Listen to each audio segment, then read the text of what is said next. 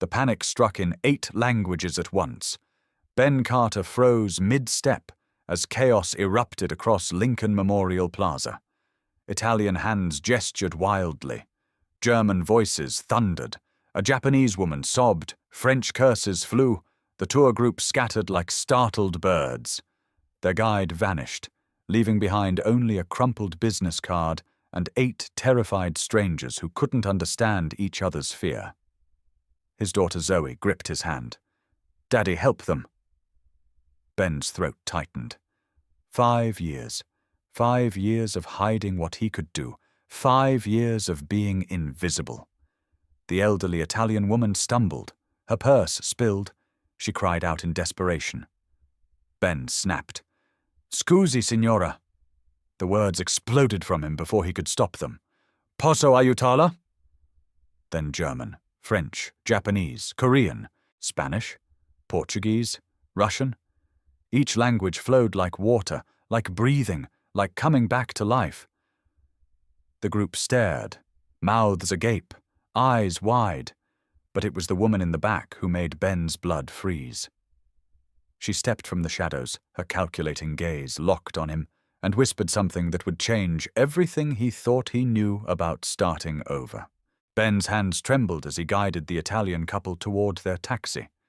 Mrs. Benedetti clutched his arm, tears streaming down her weathered cheeks. "Grazie, signore. Lei è un angelo." "You are an angel," if only she knew the truth. Angels didn't have blood on their hands. Angels didn't run from their past like cowards. He helped the German family into the second cab, their children finally quiet after his gentle words in their native tongue. The Japanese woman bowed deeply, her gratitude evident despite the language barrier now dissolved. In 20 minutes, Ben had solved what professional tour guides couldn't handle in 2 hours. Zoe watched everything with those perceptive 8-year-old eyes. She understood more than most adults, even without words. Autism had given her a different kind of sight, one that cut through pretense and found the raw truth beneath. "Daddy," she whispered in Spanish, their secret language. "The sad lady is still watching you." Ben didn't need to turn around. He could feel those calculating eyes burning into his back like laser points. The woman had observed every interaction, every linguistic switch, every gesture of kindness he'd shown the panicked tourists. The last taxi pulled away, taking with it the evidence of what Ben had just done. What he'd sworn never to do again. He'd exposed himself, revealed the skills that marked him as Benjamin Carter, former military translator, not Ben the night security guard who spoke broken English and kept his head down, his carefully constructed invisible life cracking like ice under spring sun. The woman stepped closer, her designer shoes clicking against the marble steps. Even disguised in casual clothes, everything about her screamed corporate boardroom. "That was incredible," she said, her voice smooth as aged whiskey. 8 languages, fluent conversation, crisis management. You're either extremely well-educated or extremely well-trained. Ben turned slowly, Zoe's small hand still anchored in his. The woman stood 3 feet away, posture perfect, smile calculated. "I'm Adrian Wells," she continued, extending a manicured hand. "Strategic consultant." Those 2 words hit Ben like a physical blow. Strategic consultant. The same job title that had destroyed his world 5 years ago. Ben didn't take the offered hand. His military training kicked in, reading body language, cataloging details, designer jeans that cost more than his monthly rent. Watch that could pay Zoe's school fees for a year. Casual clothes that fooled no one who knew how to look. "Just someone who likes languages," he said, his voice carefully neutral. Adrian's smile never wavered, but something shifted in her eyes. Recognition? Calculation? The predatory look of someone who'd found exactly what they were hunting for. She pulled out a business card, thick stock with elegant lettering. "A. Wells, Strategic Solutions." Ben's stomach dropped like an elevator with cut cables. Strategic Solutions. The subsidiary company that had ended everything good in his life. The name that still gave him nightmares 5 years later. "We should go," he said abruptly, scooping Zoe into his arms. "It's past bedtime." But as they walked away, he heard Adrian call out, her voice carrying across the plaza like a promise and a threat. "I'll be in town for a while, Ben. Something tells me we have more to discuss than you realize." 3 days passed before Ben saw Adrian again. 3 sleepless nights of checking locks twice, of watching Zoe's face for signs that their world might crumble again. He'd Googled the name A. Wells Strategic Solutions obsessively, finding hundreds of contradictory results. Corporate restructuring specialist, efficiency expert, freelance consultant. Nothing concrete. Nothing that explained the ice in his veins when she'd spoken his name, like she already knew exactly who he was. Tuesday evening found them at Meridian Hill Park, Zoe's favorite spot for watching the sunset. She sat cross-legged on their worn blanket, arranging small stones in precise patterns, a self-soothing ritual that helped her process the day's overstimulation. Ben pretended to read a paperback thriller, but his eyes constantly scanned the area. Old habits. Military training never truly faded, especially when you had something precious to protect. The park buzzed with its usual evening crowd. Joggers, dog walkers, young families claiming patches of grass before dark. Beautiful evening for questioning your entire life, isn't it? Adrian's voice came from the bench behind them, making Ben's paperback snap shut. How had she approached without him noticing? Professional training of a different sort, perhaps. "I'm sorry," she continued, settling onto the grass beside their blanket uninvited. That sounded more ominous than intended. She wore jeans and a Georgetown University sweatshirt, the kind of calculated casual that cost more than Ben's monthly grocery budget, but was designed to look approachable. Zoe looked up from her stones, studying Adrian with frank curiosity. Most adults made her nervous, their energy too loud, their movements too unpredictable. But Adrian sat perfectly still, her voice soft and even, respecting the invisible boundaries that autistic children needed. "Those are beautiful patterns," Adrian said. "Very mathematical. Are you working on a sequence?" Zoe nodded solemnly and showed her the arrangement. Fibonacci spirals created with smooth river rocks, each one precisely placed according to some internal logic only she understood. "She's brilliant," Ben said, unable to keep the pride from his voice. "Sees patterns everywhere, languages, numbers, music, it all connects for her." Adrian smiled, and for a moment the calculating mask slipped. Something genuine flickered across her features, softening the sharp corporate edges. "My grandmother had synesthesia," she said quietly. "She could see numbers as colors, hear shapes in music. The world was more for her, more intense, more beautiful, more overwhelming." The personal revelation caught Ben off guard. Strategic consultants didn't usually share family stories with strangers in parks. "You said you'd be in town for a while," Ben said carefully, his voice neutral despite the tension coiling in his chest. "Business or pleasure?" Adrian's laugh held no humor, brittle as autumn leaves. "Is there a difference anymore? I'm taking what my assistant calls an extended sabbatical. My company thinks I'm having a breakdown." She picked up one of Zoe's stones, turning it over in her palm with reverent care. "Maybe they're right. Maybe I am finally breaking down after years of holding everything together."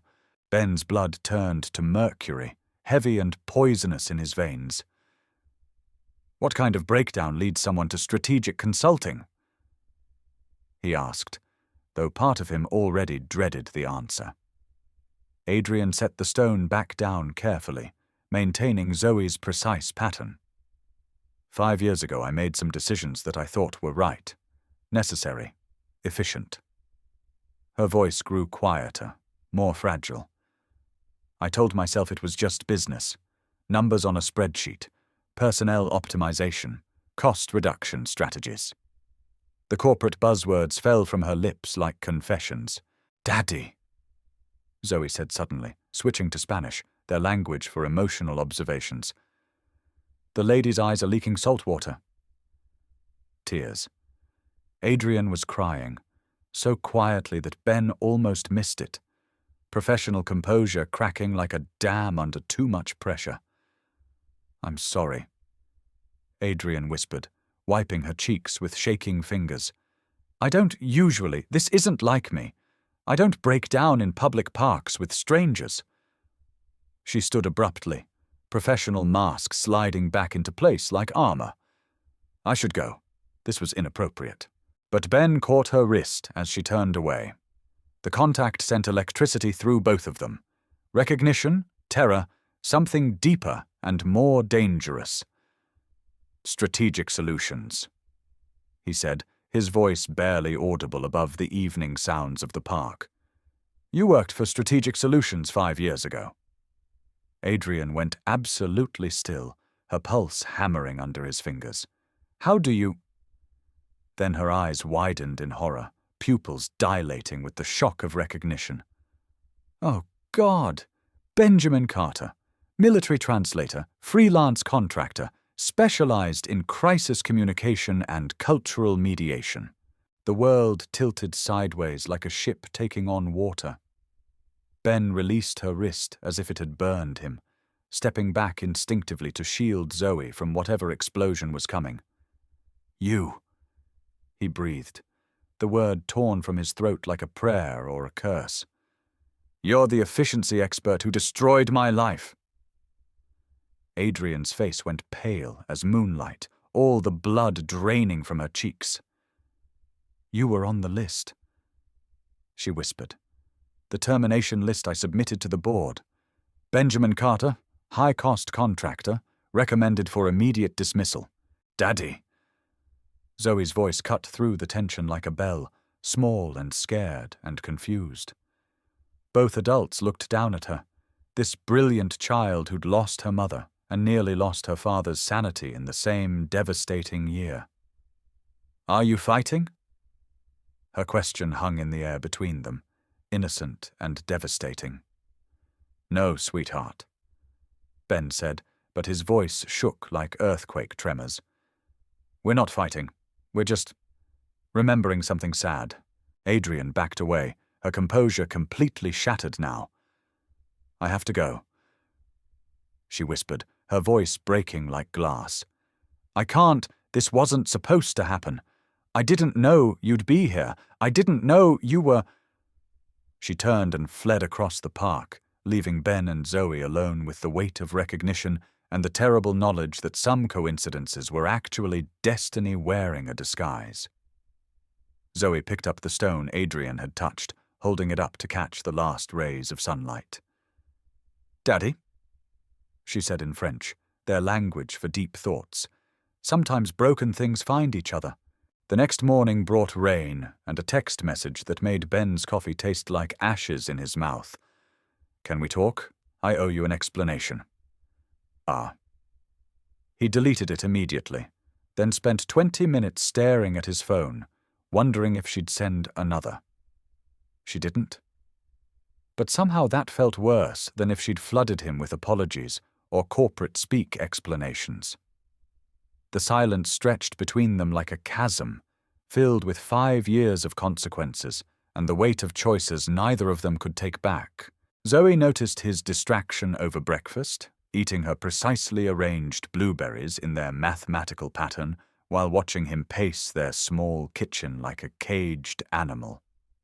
"Daddy," she said in German, their language for serious conversations, "hast du Angst? Are you afraid?" The question stopped him cold. When had his 8-year-old daughter become so perceptive about adult fears? When had she learned to read the subtle signs of his distress better than trained psychiatrists? "A little," he admitted, sitting across from her at their second-hand table. Honesty was important with Zoe. Her autism made her especially sensitive to lies and half-truths, able to detect deception in ways that baffled experts. I met someone who knew me before we moved here. Zoe nodded gravely, processing this information with the seriousness of a child who'd been forced to understand adult concepts too early. Before Mama died? She asked in English, her voice small. Ben's throat closed. Yes, before that. She reached across the table and patted his hand with sticky, blueberry-stained fingers. Sometimes before people make now people sad, she said, with the wisdom of someone who'd experienced too much loss for her age. But sometimes they help fix broken things too. Ben stared at his daughter, this remarkable child who saw patterns in everything, who understood connections that escaped most adults. How did she know exactly what he needed to hear when he didn't even know it himself? Work provided no escape from the churning thoughts in his head. The Natural History Museum felt different now, every shadow potentially hiding Adrian's calculating gaze. Ben walked his rounds mechanically, checking locks and alarms while his mind churned through possibilities like a broken machine. What did she want? Why had she sought him out? Strategic consultants didn't accidentally stumble across their former victims in tourist crises. There had to be a reason, a plan, some corporate strategy he couldn't see yet. Mrs. Patterson from the gift shop cornered him during his lunch break, her radar for drama pinging like sonar. The 70-year-old widow had survived 3 husbands and 40 years of museum politics, giving her an uncanny ability to sense trouble from 3 floors away. "You look like death warmed over, honey," she said, offering him homemade cookies from her endless supply. "Woman troubles?" Ben nearly choked on his coffee, the question hitting closer to home than he'd expected. "Not exactly," he managed, though his voice betrayed him completely. Mrs. Patterson's eyes twinkled with the satisfaction of someone who'd just confirmed her suspicions.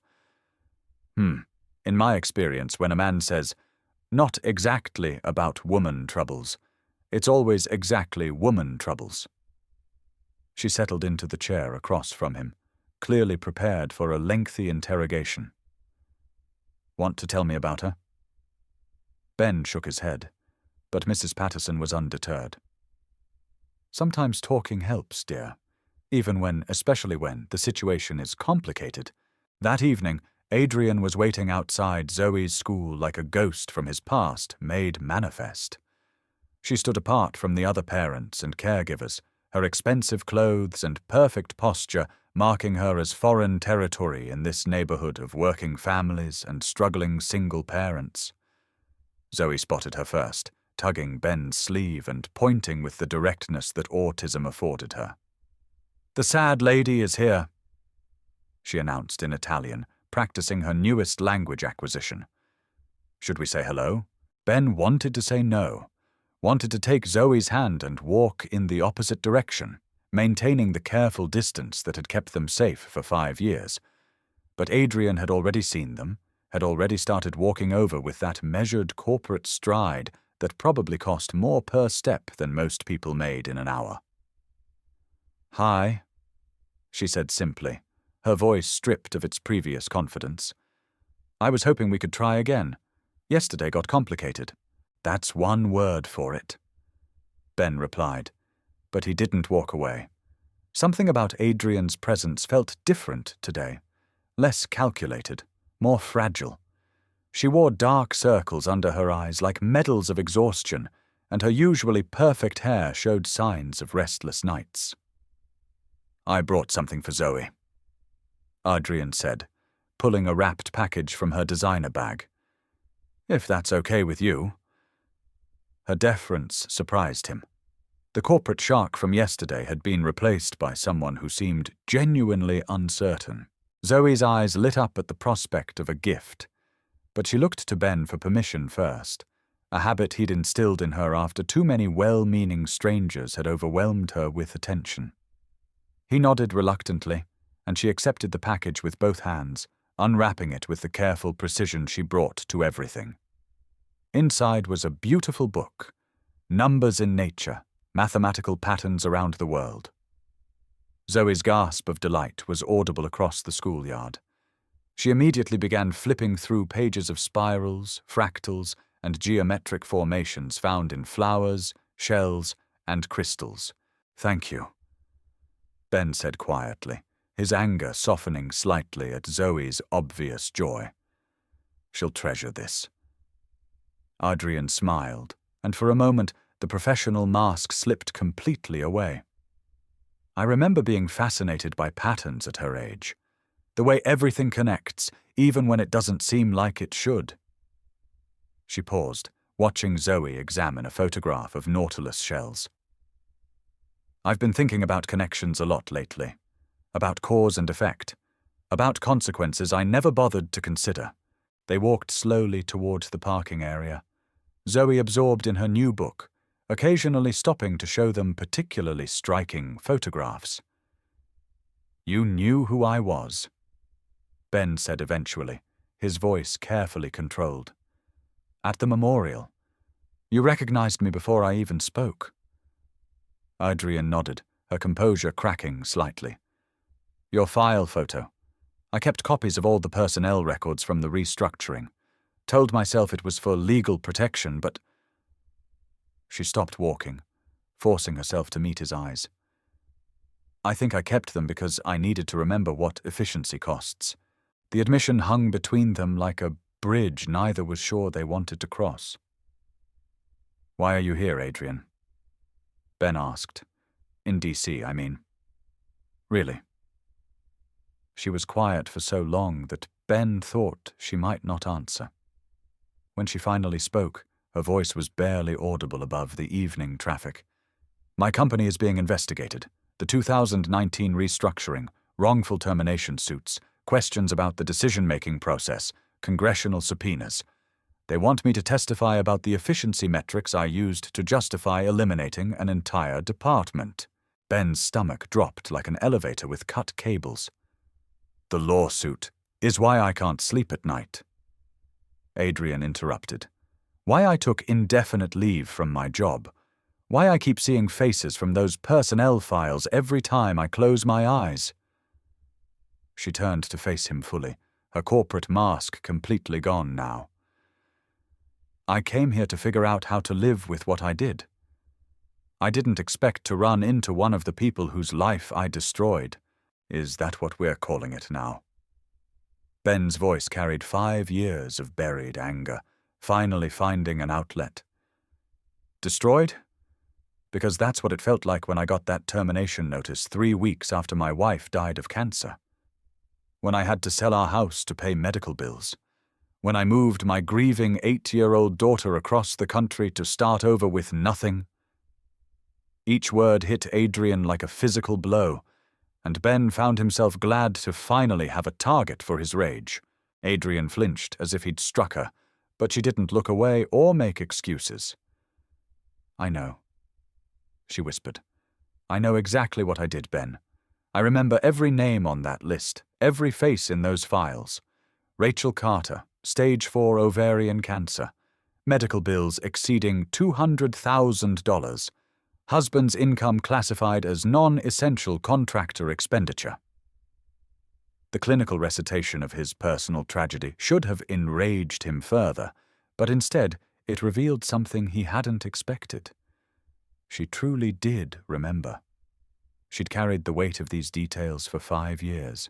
Zoe looked up from her book, sensing the tension crackling between the adults, like static electricity before a storm. "Daddy, your voice is getting loud," she said in Spanish, her anxiety evident in the careful way she held her new book. "Are you using angry words?" Ben immediately softened his tone, crouching down to her level. "Sorry, sweetheart. We're having a grown-up conversation about something that happened a long time ago." But Zoe's perceptive gaze moved between them, reading emotions that adults tried to hide.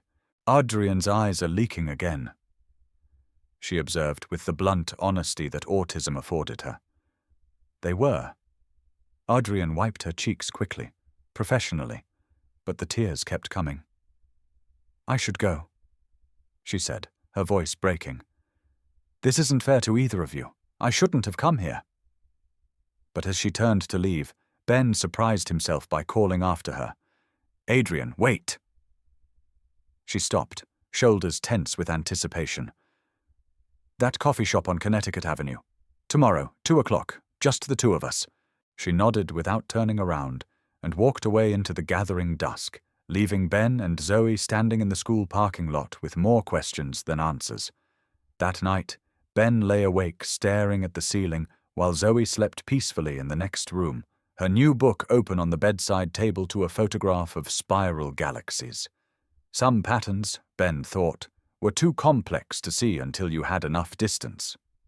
Tomorrow he would try to find the distance necessary to understand what Adrian Wells really wanted from him. The coffee shop buzzed with afternoon energy when Ben arrived the next day. Adrian sat in the corner booth, her fingers wrapped around a mug like it was an anchor keeping her from drowning. She'd aged years in the few days since their first encounter, the polished corporate exterior cracking to reveal something rawer and more human underneath. Ben ordered black coffee and slid into the seat across from her, maintaining careful distance like a negotiation between former enemies. "Thank you for coming," Adrian said, her voice stripped of its previous confidence. "I wasn't sure you would." Ben studied her face, noting the fine lines of stress around her eyes, the way her usually perfect makeup couldn't quite hide the toll this reunion was taking. "I almost didn't, but Zoe asked me something this morning that I couldn't answer." Adrian leaned forward slightly, genuine curiosity replacing corporate calculation. "What did she ask?" "She wanted to know if hurt people could become helping people," Ben said, wrapping his hands around his coffee mug for warmth. "She has this theory that everyone who helps lost tourists has been lost themselves at some point." The observation was so perfectly Zoe, seeing patterns and connections that escaped most adults, finding hope in the darkest situations. Adrian's laugh caught in her throat, brittle and sad. "Your daughter is wise beyond her years." "She had to grow up fast," Ben replied. "We both did. When you lose everything in the span of a month, you learn to adapt or you don't survive." The weight of that statement settled between them like a stone thrown into still water, sending ripples through the careful politeness they'd been maintaining.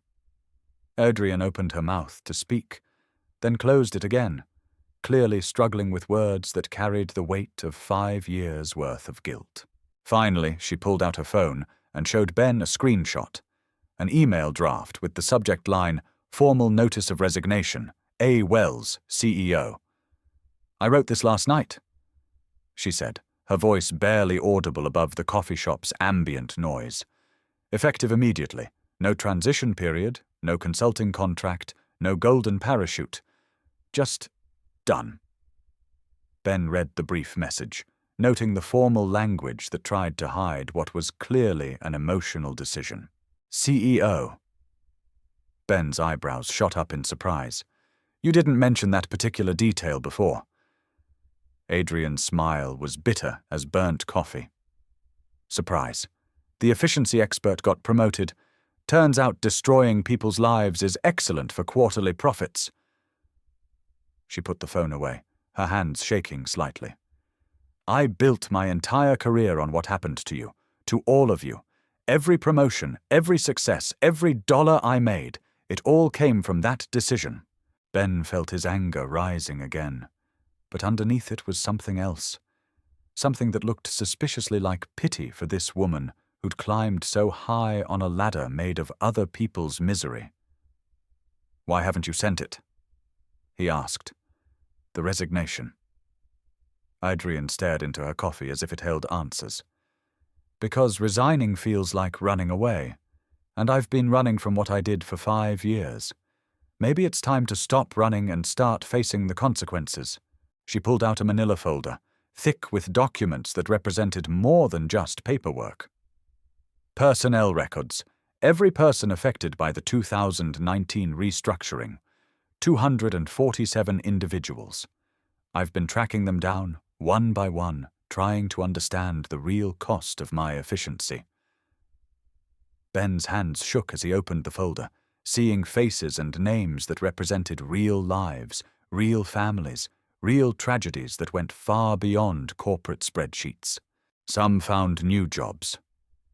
Adrian continued relentlessly, as if confessing to a crime. Others didn't.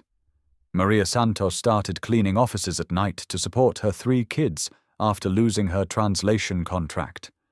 Robert Kim lost his house and moved in with his elderly parents. Jennifer Walsh. Her voice broke completely. Jennifer Walsh took her own life 6 months after the layoffs, left behind 2 teenage daughters and a husband who still sends me emails asking why his wife had to die for corporate profits. The folder fell from Ben's hands, papers scattering across the small table like leaves in a storm. "Stop," he whispered, the weight of all those ruined lives suddenly crushing. "Please, just stop." But Adrian continued with the relentless precision of someone performing penance, forcing herself to confront every detail of the destruction she'd caused. "I have $42 million in personal assets, Ben. Investments, property, savings, stock options. I want to give it all away. Set up a fund to help everyone I hurt." "And you think that fixes it?" Ben's voice attracted attention from nearby tables, but he didn't care anymore. "You think money erases what you did? You think Jennifer Walsh's daughters give a damn about your guilt money?" His anger was white-hot now, 5 years of suppressed rage finally finding a target. Adrian absorbed each word like physical blows, but she didn't flinch away or make excuses. She sat there and took it, accepting his fury as her due. "No," she said quietly when his tirade finally ended. "I know it doesn't fix anything. I know money can't bring back Jennifer Walsh, or restore the years you lost, or heal the trauma I caused your daughter. But it's all I have to offer. It's the only tool I know how to use." Her honesty was devastating in its simplicity. She wasn't asking for forgiveness or absolution. She was simply acknowledging the weight of her actions and trying to figure out how to live with it. Ben's phone buzzed urgently, a text from Mrs. Patterson that made his blood run cold. "Emergency at school pickup. Zoe's fine but asking for you. Come when you can." He stood abruptly, gathering the scattered papers. "I have to go. Zoe needs me." The fear in his voice was palpable, the terror that every single parent carried of their child being in distress and unreachable. Adrian started to rise as well, but Ben held up a hand. "Don't follow me. This is complicated enough." But as he reached the cafe door, Adrian called after him. "Ben, wait." He turned, seeing her sitting amid the wreckage of their conversation, tears streaming down her face. "I know you hate me. I know I destroyed your life, and I can never undo that. But please, let me help somehow. Let me try to do something right for once." The desperation in her voice stopped him cold. This wasn't corporate manipulation or strategic positioning. This was raw human need. The need to matter, to contribute, to find some way to transform guilt into something useful. "I don't hate you," he said quietly, the admission surprising them both. "I hate what you represent. I hate the system that rewards people for treating human beings like numbers on a spreadsheet. I hate that people like Jennifer Walsh die while people like you get promoted." He paused, studying her tear-stained face. "But you? You're just another casualty of that same system. You just happened to be holding the weapon when it fired." Ben gathered the scattered papers quickly, stuffing them back into the folder with hands that shook from adrenaline and suppressed emotion. "Keep your money, Adrian. Set up your fund. Help the people on that list. But don't do it for me, and don't do it to ease your conscience." He paused at the table's edge, his voice softening slightly. "Do it because it's the right thing to do.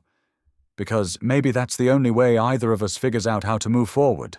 Outside the coffee shop, Ben's phone rang with Mrs. Patterson's familiar number. Her voice was tight with the kind of worry that came from decades of caring about other people's children. "Honey, you need to get to the school. Zoe had what they're calling an episode. She's physically fine, but she's asking for you and won't talk to anyone else."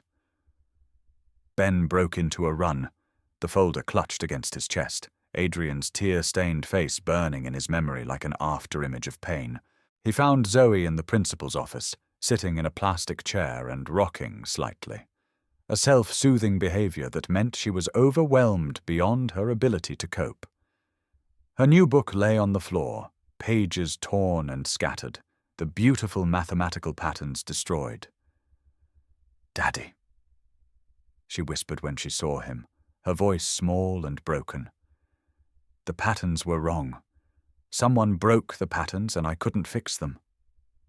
Ben knelt beside her, gathering her into his arms and feeling her trembling against his chest. Over Zoe's head, the principal explained what had happened.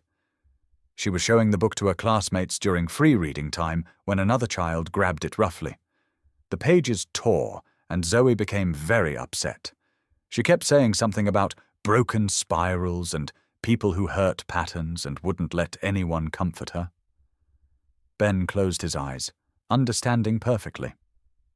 For Zoe, the torn book wasn't just damaged property. It was a metaphor for everything broken in their world, a symbol of how easily beautiful things could be destroyed by careless hands. As he carried Zoe to the car, Ben's phone buzzed with another message from Adrian.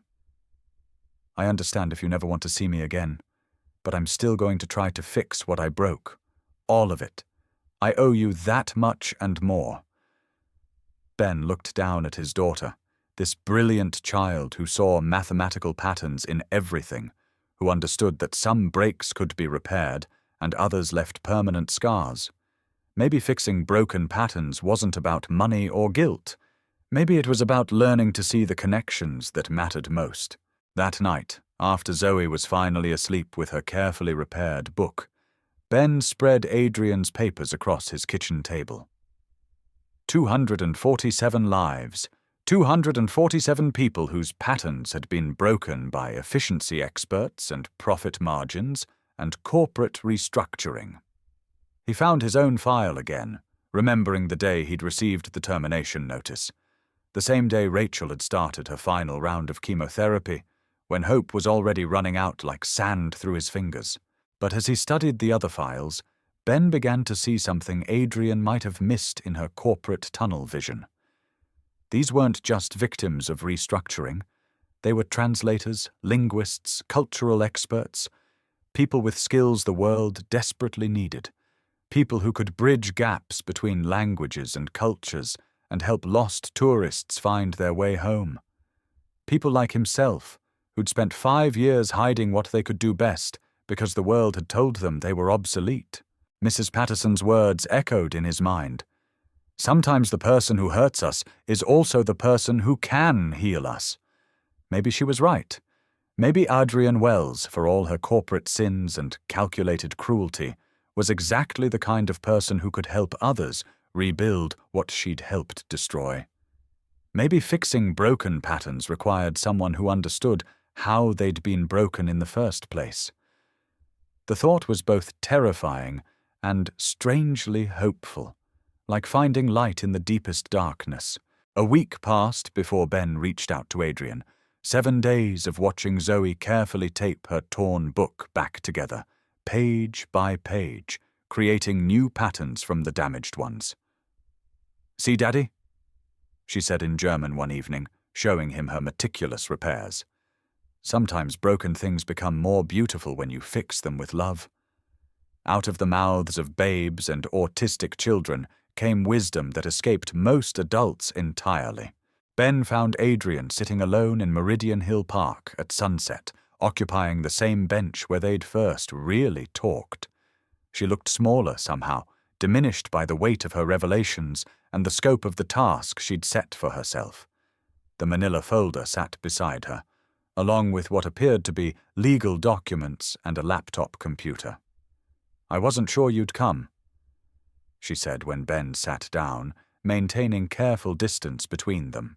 Zoe wanted me to give you something, he said, pulling out a small wrapped package.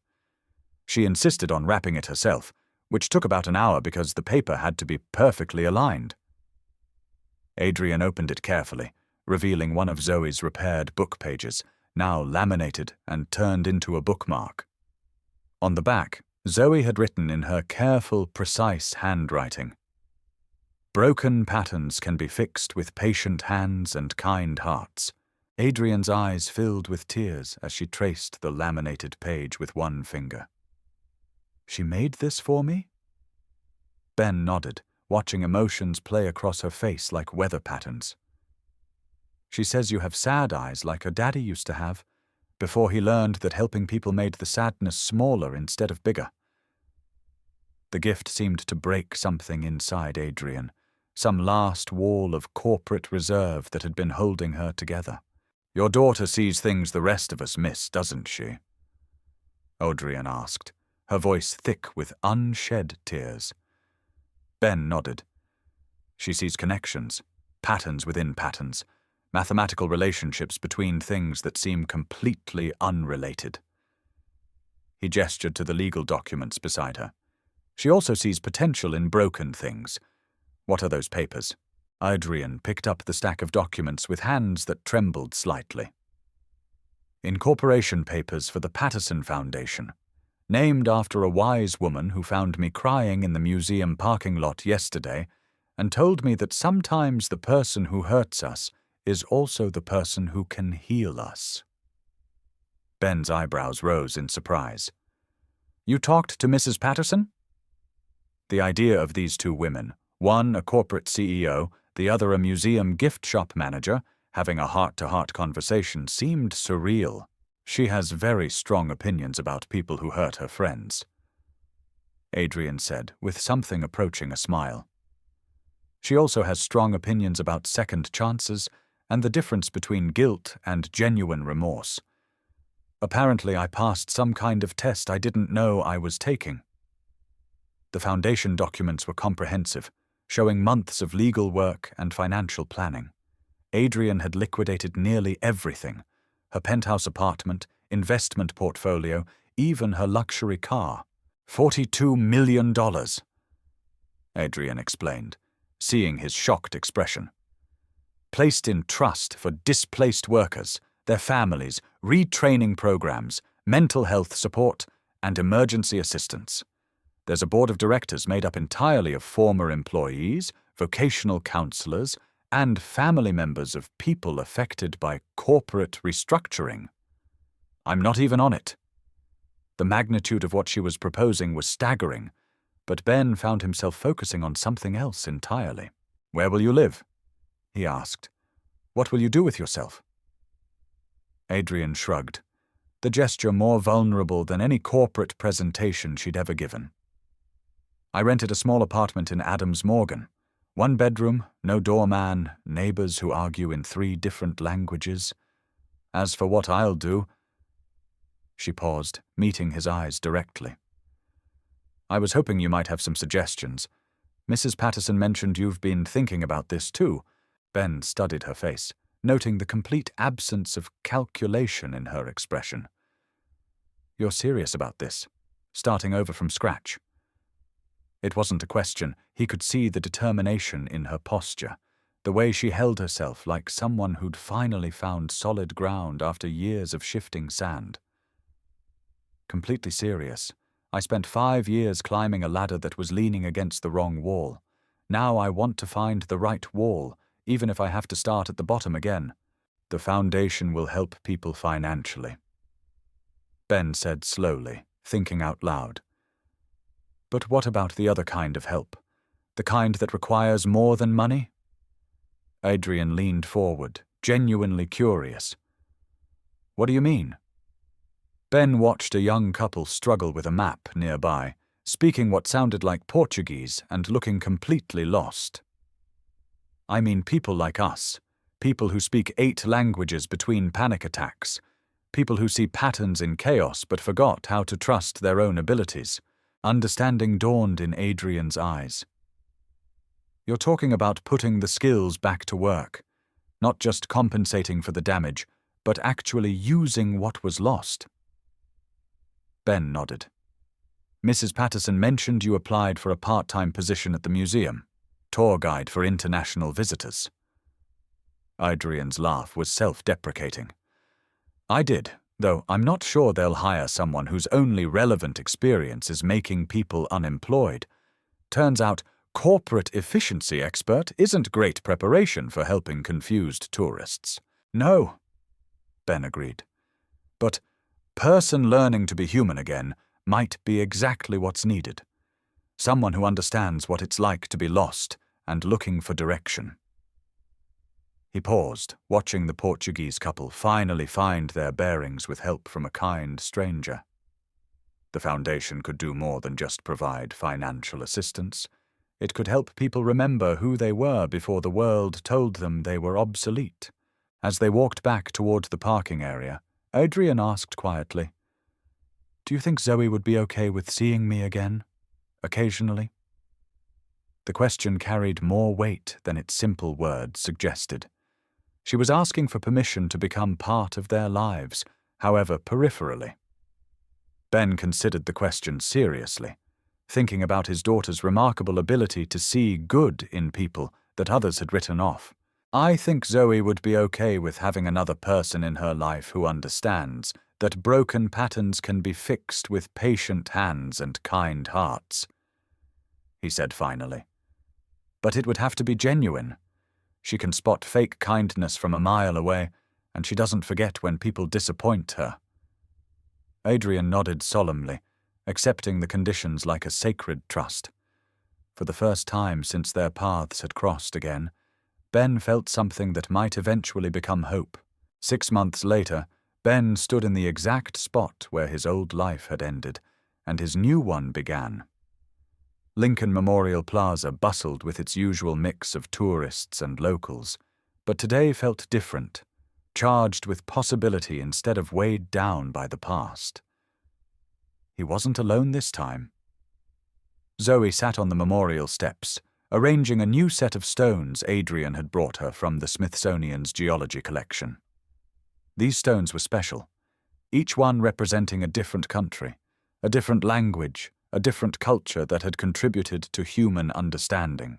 Zoe was creating what she called her world spiral, a mathematical pattern that somehow managed to include everyone while excluding no one. Her autism gave her a unique perspective on inclusion. She saw connections where others saw differences, found unity in diversity that escaped most neurotypical minds. "It's like people," she explained to anyone who would listen. "Different shapes and colors, but they all make the pattern more beautiful." Adrian emerged from the memorial building, leading a group of 12 international visitors with the confidence of someone who'd finally found her calling. Her tour guide badge caught the afternoon sunlight as she gestured toward the inscription above Lincoln's statue, switching effortlessly between languages: French for the elderly couple from Lyon, Spanish for the family with young children from Barcelona, German for the backpacking students from Munich. She'd learned well in 6 months, trading corporate efficiency for human connection. "Daddy," Zoe said in Korean, her newest language acquisition, "Adrian looks happy today." Ben nodded, noting the genuine smile on Adrian's face as she helped a confused tourist find his group. The calculating mask was gone completely now, replaced by something warmer and infinitely more authentic. This was what healing looked like, not the absence of scars, but the transformation of wounds into wisdom, pain into purpose. When the tour ended, Adrian walked over to join them on the steps. She wore comfortable walking shoes and a museum polo shirt, a far cry from the designer clothes of their first meeting. Her apartment in Adams Morgan might be small, but it had given her something her penthouse never had: neighbors who knew her name, a corner store owner who saved her the newspaper, children who waved from school bus windows. Community, belonging, home. How did it go? Ben asked, though the answer was written across her face in lines of satisfaction and genuine joy. "Amazing," Adrian replied, settling beside Zoe on the warm stone steps. 3 different families, 2 solo travelers, and 1 couple celebrating their 50th anniversary. The anniversary couple spoke only Portuguese, and when I told them about Lincoln's marriage to Mary Todd, they started crying. Her voice carried wonder, as if she still couldn't quite believe that her words could bring joy instead of devastation. Zoe looked up from her stones, her pattern nearly complete. "Happy crying or sad crying?" she asked with the directness that made her such an effective judge of character. "Happy crying, sweetheart," Adrian assured her. They said it reminded them of their own love story, how they'd overcome obstacles and stayed together through difficult times. The parallel wasn't lost on any of them. Stories of love persevering despite hardship resonated differently when you'd lived through your own trials. "I have news," Adrian said, pulling out an official-looking letter with excitement barely contained in her voice. The Patterson Foundation received its first major corporate donation, technology company in Seattle, going through their own restructuring. They want to use our model instead of just laying people off. Ben read the letter, noting not just the substantial monetary amount, but the tone of respect and collaboration that would have been impossible to imagine 6 months ago. $2 million, he said, genuinely impressed. That's incredible. But Adrian's smile suggested there was more to the story. It gets better. They want to hire foundation consultants to help with the transition, make sure their displaced workers get retraining, job placement assistance, emotional support, and dignity throughout the process. She paused meaningfully, her eyes bright with possibility. They specifically requested someone with linguistic skills and crisis management experience. Ben looked up from the letter, understanding dawning. "Are you offering me a job?" The question carried weight beyond its simple words. She was offering him a chance to use his abilities again, to help people instead of hiding from his past. "I'm offering you a choice," Adrian clarified. The position would require travel, maybe a week each month. Zoe could come along sometimes. They specifically mentioned wanting to create family-friendly policies that support single parents. Zoe made the decision for them, as she often did with her uncanny ability to cut through adult complications. "Daddy," she said in Italian, switching languages as her emotions required. "Possiamo aiutare altre famiglie? Can we help other families?" Ben looked at his daughter, this wise child who taught him that broken things could become more beautiful when mended with love and patience. "Would you want to do that, sweetheart?" he asked. "Help other families like ours?" The question was important.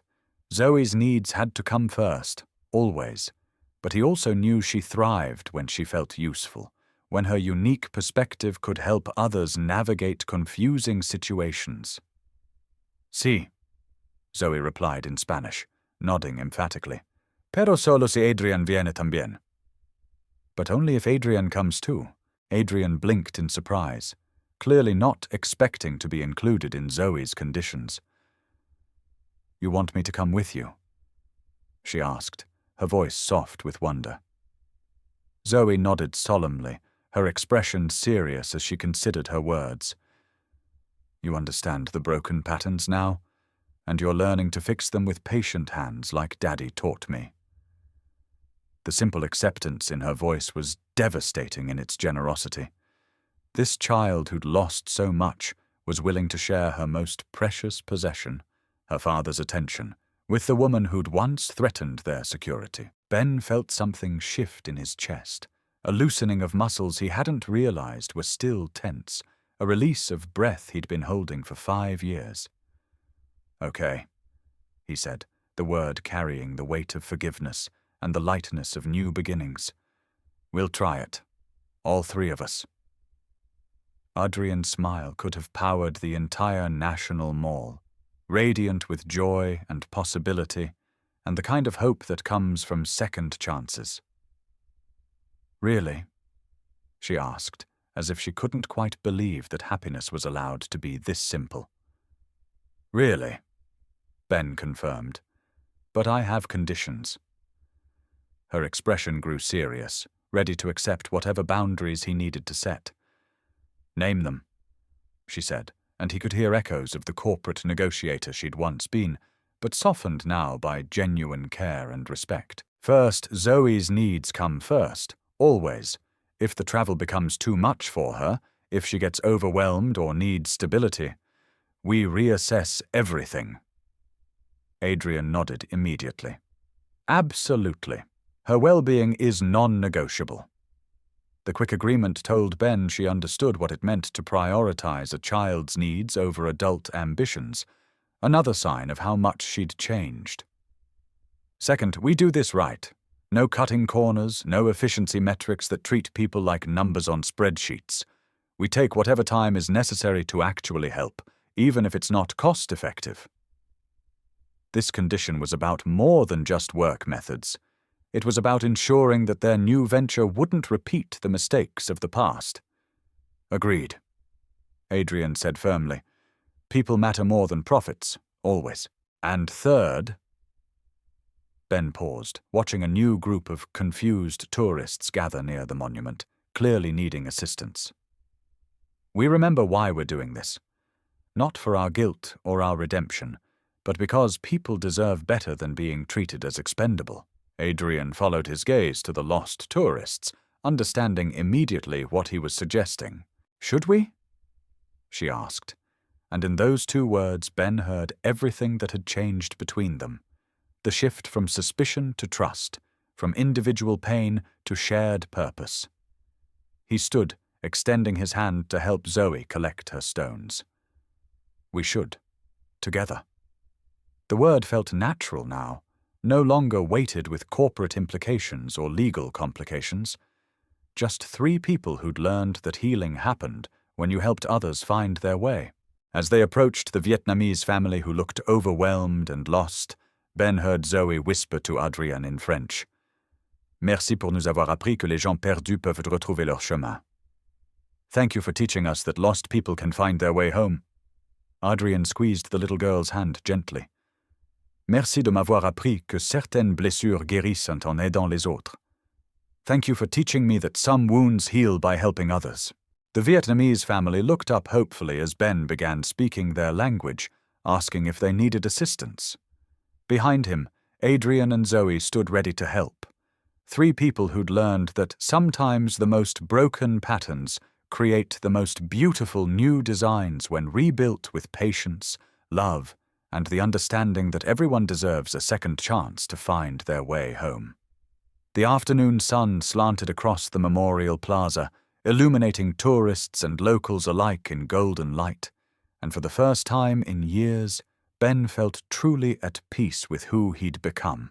Some words, it turned out, really didn't need translation. Love, hope, forgiveness, and the promise of new beginnings spoke the same language in every culture, every heart, every story that ended with the understanding that broken people could heal each other when they chose connection over isolation, service over self-interest, and love over fear. The pattern was complete, beautiful in its imperfection, stronger for having been broken and mended with care.